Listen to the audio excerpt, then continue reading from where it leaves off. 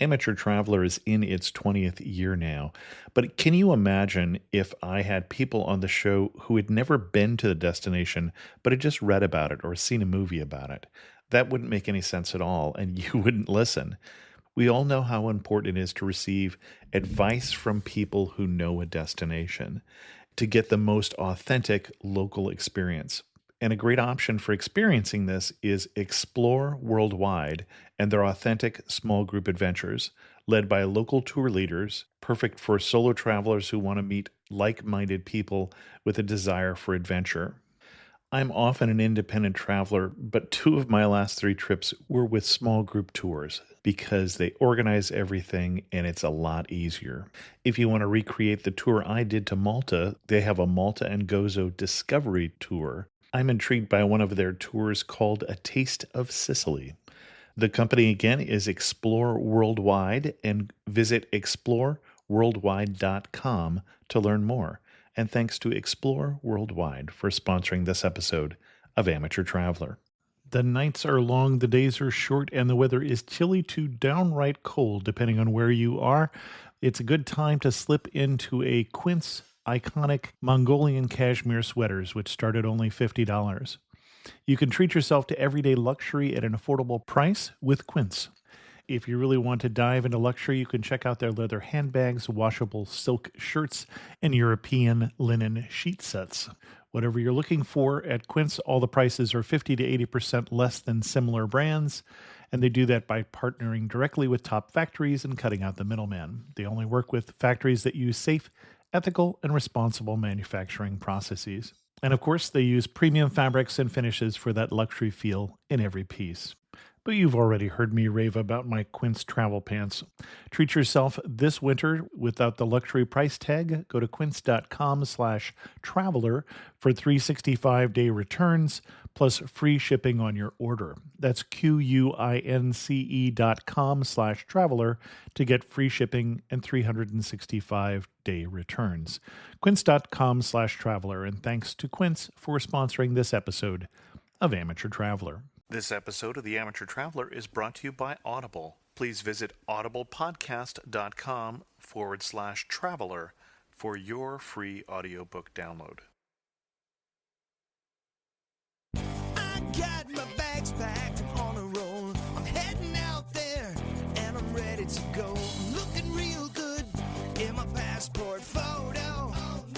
Amateur Traveler, episode 177. Today, the Amateur Traveler goes to Mexico City, La Ciudad de Mexico. We'll talk history, culture, and food, and we'll also mock my Spanish today on the Amateur Traveler. I know that I should be heading home, but maybe not today. Welcome to the Amateur Traveler. I'm your host, Chris Christensen. Before we get into today's interview, I do have two news stories for you. The first story was some good news for the endangered northern right whale, but bad news for the people in Rockland, Maine, who may have been looking forward to the tourist business caused by cruise ships. Royal Caribbean has canceled that as a port of call because new regulations limit ships in the nearby area because of the right whale to no more than 10 knots or 11.5 miles per hour, and that was just too slow for the cruise line. And then in a very strange news story coming out of Dallas, Texas, a 26-year-old passenger was apparently in a hurry to get off of a flight, and so while the airplane was still taxiing down the runway, he ran down to the front of the plane, opened a door, and slid down the inflatable emergency exit slide. I suppose he was trying to get to his next flight sooner. Instead, as you may imagine, he was detained by the authorities. For links to both of these news stories, as well as some other news stories, check out the show notes at amateurtraveler.com. Before we get into this week's interview, I want to thank our sponsor, which is audible.com. Audible.com is the internet's leading provider in spoken audio entertainment with over 50,000 titles to choose from. You can sign up for a free trial today and get your free downloadable audiobook by going to audiblepodcast.com/traveler. The book that I'm currently listening to is The Thunderbolt Kid by Bill Bryson, which is a personal memoir. Get your free book, again, at audiblepodcast.com/traveler. I'd like to welcome to the show Ana Laura, who is coming to us from Mexico City and coming to talk to us about her hometown. Ana, welcome to the show. Thank you. I hear you laughing at my Spanish pronunciation already. This is only going to get worse as we go along, I'm sure, but... I know how pronunciation can be really awful. Why should someone come to Mexico City? First of all, because it's cheap. Okay. Compared to U.S. standards, it's really cheap. And it's very close to the U.S., so for practical purposes, why miss it? I think it's really a great city. It's a lot of history, a lot of culture, and especially coming from the U.S., it has a lot of a culture that people from the U.S., sorry, I don't really use the word Americans, because I think that's excluding. You can call us gringos if you want, that's okay. Okay, I'm not getting into why I won't call you gringos. But a lot of Mexico is coming into the U.S., and I think everybody who can, and it's really affordable, should try to understand that. Besides it being very beautiful, very full of culture city, I hear people saying this all the time about every country, but the people really are amazing. One of the reasons that you wanted to be on this show was concern also over what people are thinking about Mexico City or hearing about it. Now, my mother called me when she heard that I was planning on going to Mexico City. In fact, by the time this show airs, I will already have been to Mexico City, so this is kind of an odd one for me because I haven't been there now. She didn't want me to go because she thought it was unsafe. What should I tell her? I've been living here all my life. My parents have been living here for a really long time. None of us have ever gotten mugged. I have had my purse stolen twice, but that was because I left it unattended in a public place. It's not particularly polite, but it's not really dangerous. I know very few people who have been mugged. Just being smart about it. And trust me, I'm really stupid about my safety. I go prancing around in the middle of the night through dark streets, and I have never, ever had anything happen to me. Okay. Are there tips that we should give people that would be things that would be smart to do or things that would be not smart to do other than the obvious? Anything specific to Mexico City we should know? I go around with iPod headphones. Okay. So that's quite obvious. But just be smart about it. Probably there is a lot more pickpocketing going on than mugging. Okay. So just watch your stuff. If you're in public transport, just put it in the front of your body and hug it tightly if you're that scared. What should someone see? If you have, say, a week to see Mexico City or 2 weeks, where would you take somebody first? There's this thing, I think it's in a lot of major cities now. It's called the Turibus in Mexico. It's this 2-story bus that goes around all of the sites in downtown. So it's a hop-on, hop-off bus? Yeah, exactly. When I took it about 2 years ago, that was $10, more or less. And you get to see everything. You get to have a decent look at the city, worth what. If you don't want to do that, I would definitely recommend downtown, just the Centro Histórico, which means the historical center, right in the main plaza. It's a very weird plaza because in all colonial Spanish colonized cities, you get these beautiful places with trees and fountains and maybe a kiosk at the center. But here, I don't know exactly when, but it got cleared out, this big slab of concrete. It's sort of prepped for manifestations and stuff. And they use it for a lot of other things. They have a winter time ice rink for skating. They do museums. They do temporal expositions. They do a lot of stuff. But it's just a basic big slab of concrete, and there's everything you need to see. There's the really majestic cathedral in front of you. Then there are Palacio de Gobierno, the government's palace, I guess, which I think it is free to enter to go see the murals by Diego Rivera, if you're interested in that. And the murals by Diego Rivera in the Palacio de Gobierno actually tell the story of Mexico. Maybe it's not exactly narrative, but I think it's very insightful. And when we're talking about the Central Square and you say it's large, as I recall, it's the second largest public square in the world behind Red Square. And this is the Zocalo? Am I saying that anywhere close to correct? No, that's very good. Okay. You even got the accent right. In the Zocalo, right next to the cathedral, is a very impressive thing, which is the Templo Mayor. That was the Aztecs' biggest and most important religious temple. And of course, it got destroyed. The stones were reused as material. It was really neglected until very little ago that it got rediscovered. So you get to see the ruins of what was the biggest temple in the Aztec world. And you get to go around the site. You don't get to climb anything. And then you get to go into the museum, which I think it's very good. Okay. So we've got the colonial facade of both the palace and the cathedral, as well as the old Aztec temple. And we haven't even left the central square yet. I don't know if it's okay to plug a little history here. Absolutely. I love my history. Cortés really didn't encounter too much resistance from anybody when he arrived at the coast. At Veracruz? Yeah, exactly. There was a bit of resistance at first, but then everybody just found out that he had horses and guns, so they decided to start making truces and alliances and just keep out of his way. The only thing he did was sort of destroy temples and put crosses, but nothing too violent.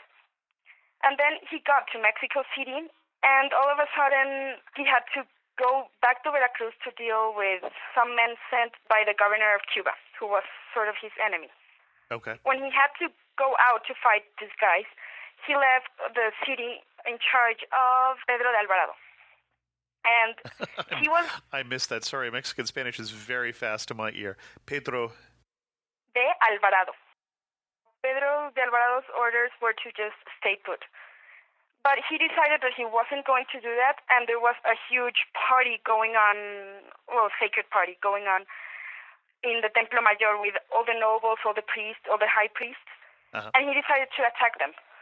That's the point where everything became really violent and really cruel, and that led to him trying to escape Mexico City, everybody getting killed on the way out of Mexico City, because Mexico City was an island in the middle of a group of lakes. So when he tried to get away, all the Aztecs just dismembered the bridges. That's when the siege started. That's when everybody started dying. That's where Moctezuma died. Everything's a downfall from this episode at the Templo Mayor. Oh, interesting. So it sounds like the Mexican perspective on Cortés might be a little different than we get here in the U.S. Well, what do you get exactly? Well, we get more of that he's the one who came in and killed Montezuma and such, and you're saying he wasn't even there when that happened. Moctezuma was taken captive by Pedro de Alvarado, and then he was sent out to give a speech to calm everybody down, and everybody got so mad that they started stoning him. Huh, interesting. No, Cortés is very much hated here, really. Okay. I just had a really good history teacher. His whole intent was to redeem Cortés. So we're at the Zócalo, and we're looking at the Templo Mayor. Yeah. Where do you take me next? If you're standing in the Zócalo, facing the cathedral, then at your left, there are a couple of streets that will take you straight to Bellas Artes. You know what that is? I don't know what that is. Well, we had a bit of a French craze in the early 20th century. Sure, Maximilian. Yeah, no, that was actually about, I think, 40 years after Maximilian. Oh, okay. We just had a president/dictator who was infatuated with France. So he had this palace built by French architects, and it's very Art Nouveau. Okay. It's a gorgeous building. There are art exhibits in there. You can go to shows, sort of concerts and ballet. There's a library and a coffee shop, I think. Okay. It's a gorgeous building, and it's right at the end of this gardeny walk. It's a really nice place. Okay. And it's a place where a lot of Mexican families go in the weekend. So it's, if you want to go local, there you have it, a family outing. And one of my understandings is, in terms of some of the gardens and parks in downtown, is that they're popular in part because we do have a fair amount of air pollution in Mexico City because of where it sits. Yeah. And that's still the case? I don't think it's going to get any better because the mountains just block the airflow. We just get more polluted. And where do we go from there? If it's getting late, there's a cafe. There's a Sears store in front of Bellas Artes. Okay. At the very top, there's a cafe, an open outdoorsy cafe. It's a really nice experience watching the sunset while watching Bellas Artes light up. It's really beautiful. I guess you would like to see museums. This park is called the Alameda. A few blocks away from the Alameda is a new museum called Museo de Artes Populares. Okay. Which is a collection of popular arts and crafts. So you get a taste of what arts and crafts are in Mexico. Okay. And they have beautiful exhibits all the time. They just did an exhibit on piñatas. Oh, okay. Done by artists. I mean, it's not the regular piñata you would get. These are very overdone piñatas. All right. I guess that covers downtown. The Zócalo, Bellas Artes, and all the streets leading to and from Bellas Artes. They have the most beautiful buildings. And there has been a project recently to make downtown livable again. So it's gone through a lot of restoration. It has a lot of shops, a lot of really beautiful buildings. You might be interested in another museum that lies between Bellas Artes and the Zócalo, which is the Estanquillo, which is a private collection of a Mexican scholar. He has things like cartoons and stuff like that.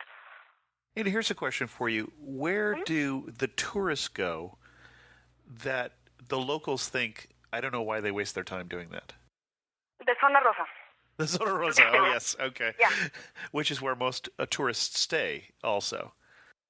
I don't know why it's so famous. I go there because there's an American library that I like to go to, but there's really nothing to do there other than to see American shops and to look at tourists and to pay overpriced for really, yeah, because it's filled with tourists.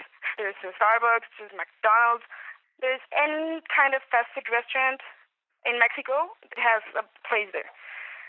It's filled with tourists and overpriced crafts, so I don't know why people still go there. And what are they missing when they're staying in the Zona Rosa? We've talked about some of the things. Where's a place that you never see a tourist and you think, why aren't they here? I'm going to plug my zone, which is the south of the city. I think it's gorgeous and totally underrated. When we say the zones, we should say that Mexico City is a huge, huge city. We're talking 20 million people. And there are how many different zones?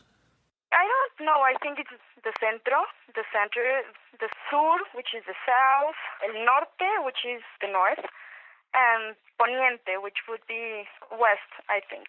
Okay. And then within that, we get the various colonias. Yeah, exactly. Okay. And there's hundreds of those then. While you're in the downtown area, even on the same day, but probably on another day, you should go to Chapultepec. Chapultepec, okay. Yeah, that means Grasshopper Mountain in Nahuatl. They used to be the private gardens of Moctezuma. Okay. Then some viceroy decided to build a castle there, which was the home of Mexican presidents for a long time. Now it's our National Museum of History. Oh, okay. So if you want to see the table where the Constitution was signed or quotes of our leaders or stuff like that, and I think they still have some rooms of how the presidents who lived. Okay. And one thing I should ask is, how are we getting around? Now in the center here, I imagine we're doing a fair amount of walking, but we can also just hop on the metro? Yes, I absolutely love the subway system because it's really fast and you get no street lights. And it costs very little. I don't know what the cost is exactly. 2 pesos, which would 2 pesos? be about Okay. 20 cents. 20 cents, okay. Well, even less now that the dollar is up. Yeah, about 17 cents, I think. Yeah. Getting around in Mexico City without a car is probably smartest. It's really easy because this is a city where most people use public transport. Right. On the metro, each line has its own distinct color. Okay. And each station has its own name, but also its own drawing. Oh, okay. Because it's geared for people who can't read. Oh, interesting. Okay. So that's helpful for those of us who may be able to read but can't read Spanish. Yes, just get the right picture and that's where you get off. It's really simple to use. Oh, interesting. And then the buses get you anywhere. Though I think buses are trickier to catch if you don't speak Spanish. Okay. Because bus drivers are really helpful. You just get on and you tell them, where is this going? Is this going to where I want to go? And they will tell you either yes or what bus to catch. Okay. And also, there's not a fixed rate on the bus. So you always have to ask, ¿cuánto le debo? Okay. Which means, how much do I owe you? So I don't need to know a lot of Spanish to use the buses. Actually, if I go on probably and name the place I want to go to, they'll probably figure out whether that's a yes or no answer. Yeah. Okay. Well, if you're traveling to Mexico, you should consider that people are really polite. Try brushing up on polite expressions like perdón or disculpe, which are excuse me, right? Gracias, thank you, and those 3 words. Okay. Right next to Chapultepec, where the castle is, there are a lot of gardens, and there's the Museo Nacional de Antropología e Historia. Okay, the History Museum. Yeah, where you would go if you want to see the Aztec calendar. Okay. It's a very tiring museum because it has a lot of pieces to look at. Okay. But at the same time, it's organized by cultures and times. So it's designed for you to go from pre-Hispanic times to Mayan and Aztec civilizations at their peaks, which are actually my favorite exhibits. Okay. I don't get charged because I'm a Mexican student. So whenever I'm in the area, I just go in for 10 minutes and get out of there because it's overwhelming and I have my favorite pieces to look at, which would be in the Mayan exhibit. There is this very impressive tomb of a Mayan governor called Pacal. I don't know if you've been to Palenque, but... I haven't. I know of Palenque. I actually worked at one time with an archaeologist who was excavating Palenque. The thing is that Mexican pyramids, as opposed to Egyptian pyramids, were never supposed to be tombs. They were just very elaborate platforms for the temple that was on top. And all of those temples are destroyed, so you will never find those. But in Palenque, the weirdest thing happened. They discovered the only tomb that has been discovered in a pyramid. Interesting. The best pieces got shipped to the capital, and that's where you get this beautiful, this skeleton covered in jade and gold. It's really astonishing. Interesting. And then there's another piece that I love that everybody just walks by, which is a sort of a social pyramid done with beads and pieces of ceramic. So you get this beautiful pyramid illustrated by these tiny replicas. The governor at the very top, and you get this very elaborate figurine, and at the very bottom, the people who work the land, the campesinos. The people who do all the work? Yeah, we're talking about the peasants. Peasants? Yeah, and then you get the Postecos, which were the people in commerce, and then the warriors, and then the higher up warriors and the priests, and then at the very top, the Tlatoani, or the high governor. Okay. It's really cute, and it explains a lot. So as you look at the carving, you're also getting sort of an illustration of the society and how it was constructed. Exactly. Oh, interesting. Okay. And this is in the Mayan exhibit. And then right next to the Mayan exhibit is the Aztec exhibit, which has the big Aztec sun, Aztec calendar of the sun. It has some amazing stuff. It has bits of cloth that remain. It has a really, really beautiful vase. It's carved in obsidian. Obsidian, okay. And it's a monkey, and it's really delicate, and it's just one piece. It's amazing. Okay. And you have a replica of Moctezuma's headdress, because as every Mexican kid knows from primary school, the original one is in Austria. All right. I don't know how it got there, but there it is, and we're not getting it back. So there's this replica that has just been unveiled, and I think it's made from the real material, like quetzal feathers and stuff. Okay. It's really beautiful.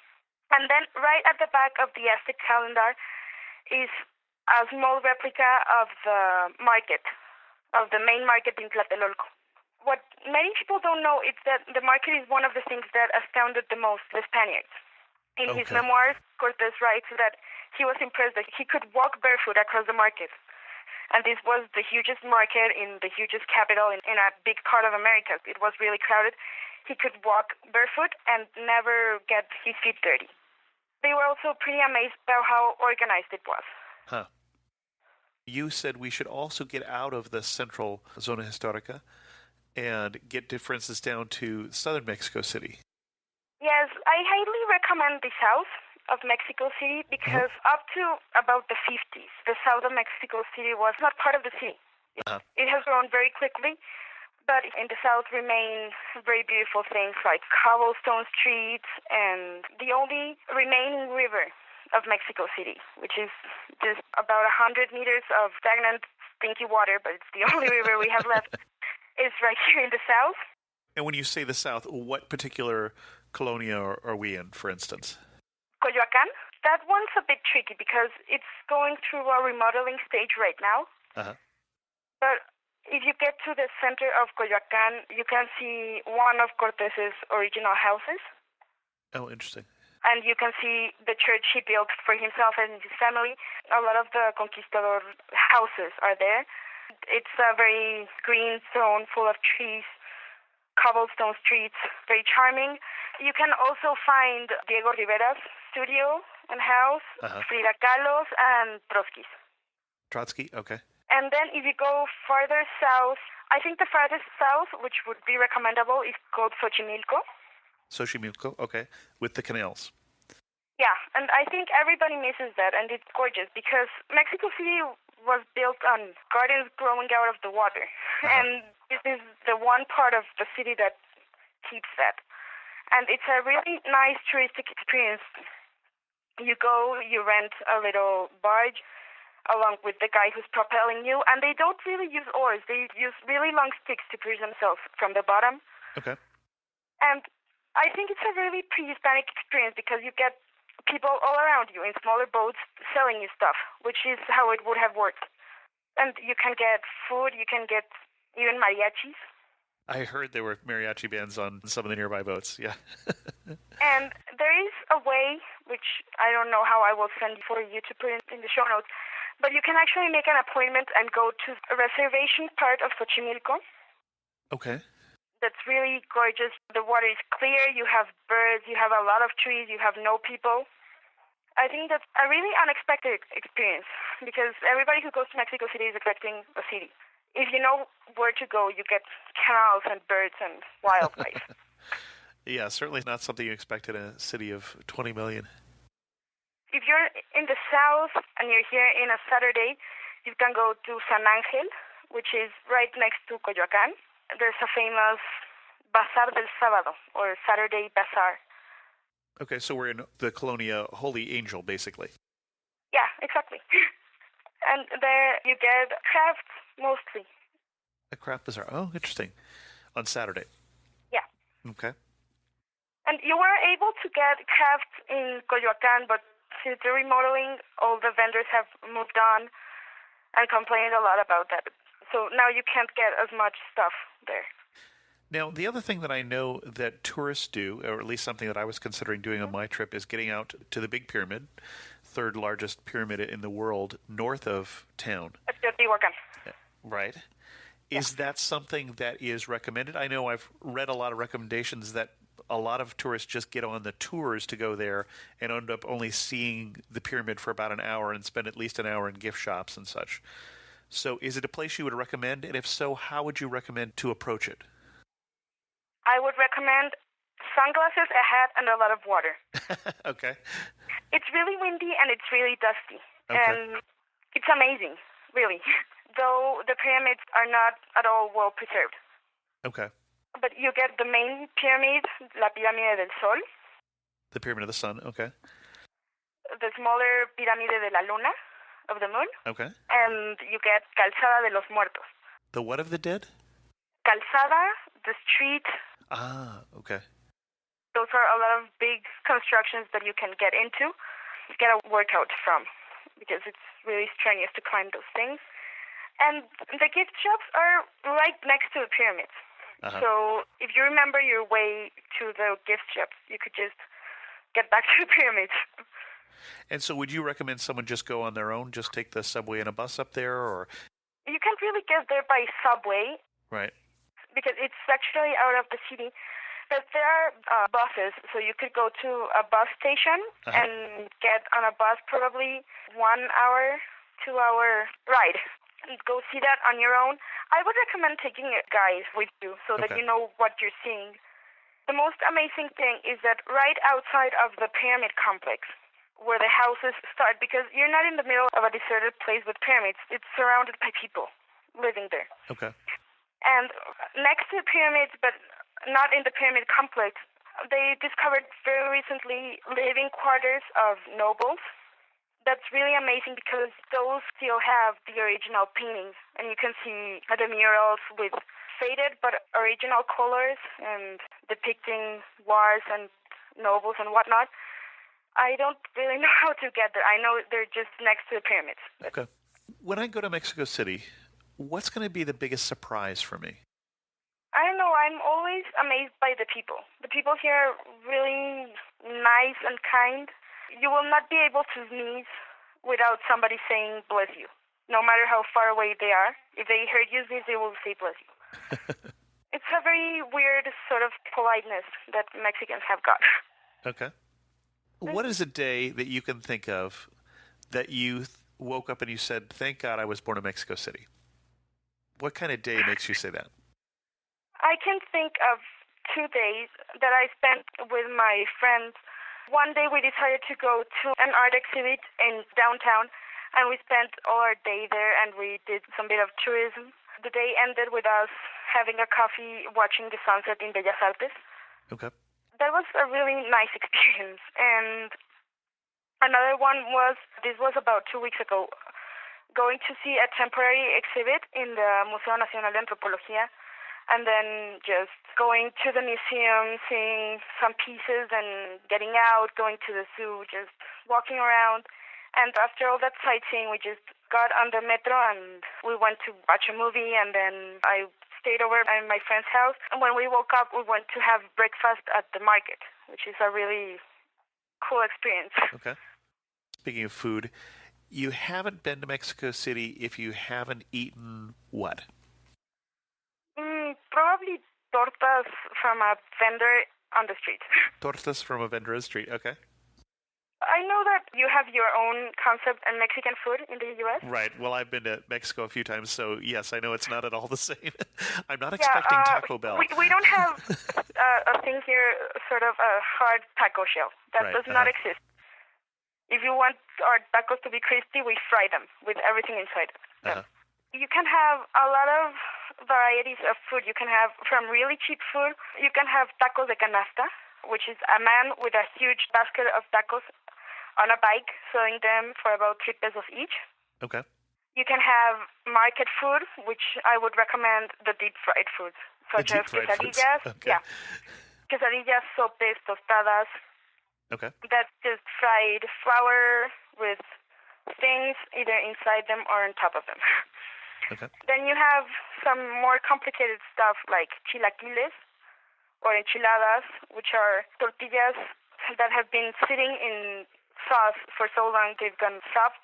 Okay. That goes with some chicken or ham or meat of some sort. So you get a lot of sauce, some meat, tortilla, cream and cheese on top of that. And those are very good. They're very popular breakfast foods. Okay. And then you have really outright special occasion foods like mole, which is a sauce made from chocolate. And then you have my favorite, which are tamales. Oh, yes. Okay. Do you want me to explain what those are? Oh, I love tamales, but please explain. Let's assume that not everybody knows what they are. It's dough mixed with lard. This part is disgusting. And then seasoned very differently. You can get salty tamales, which would have chicken or cheese, maybe, and of course, spicy sauce. You can get sweet tamales, which would have cinnamon or strawberry or chocolate. And all of that is wrapped in the corn sleeve.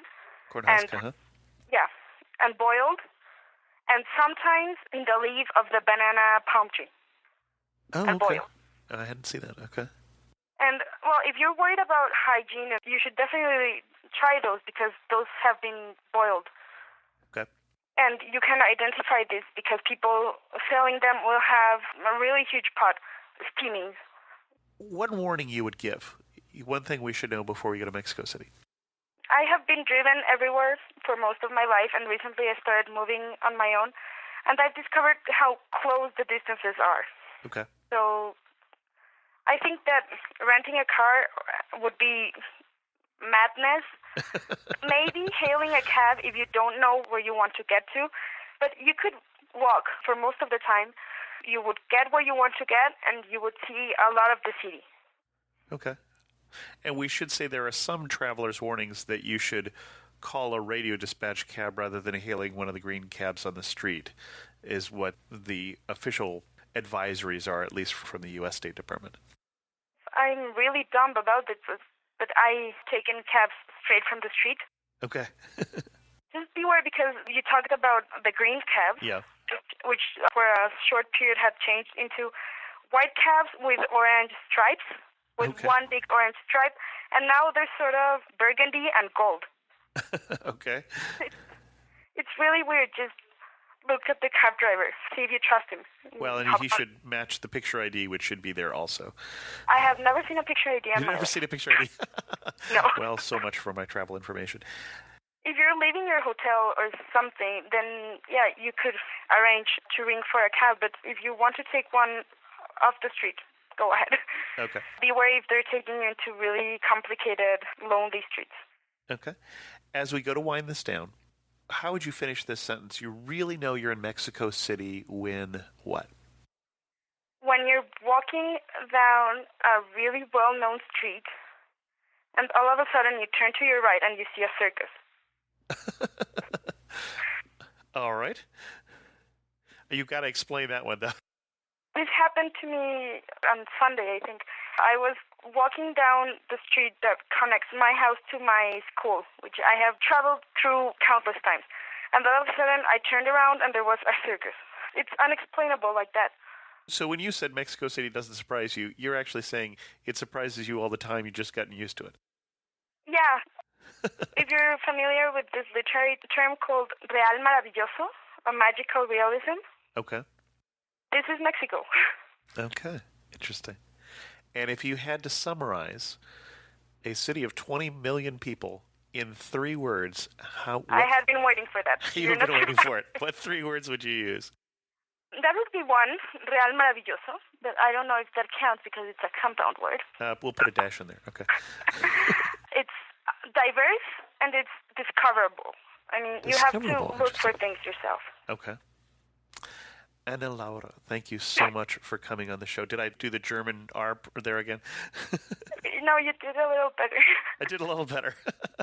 Thank you so much for coming on the show and telling us a bit about your home city. If anybody coming from anywhere wants to meet up, I love meeting people.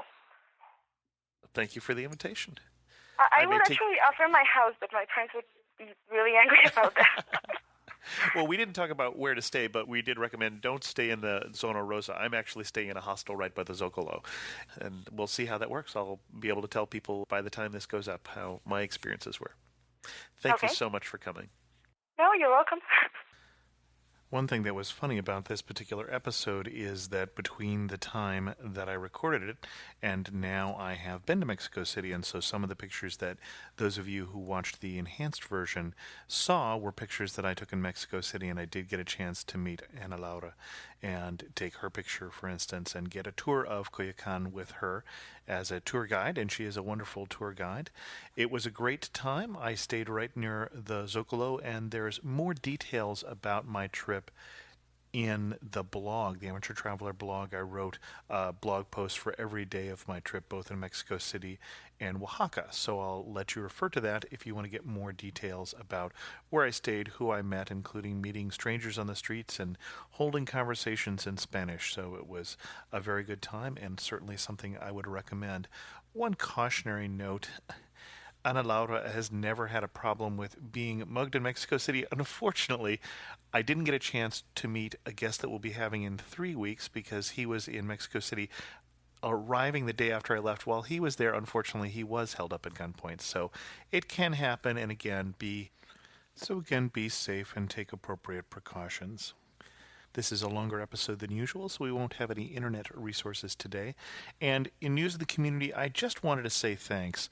The Amateur Traveler has been nominated, as you know, for a Lonely Planet Blog Award, and as of right now, it is in the final round. It came in first place in the voting thanks to you.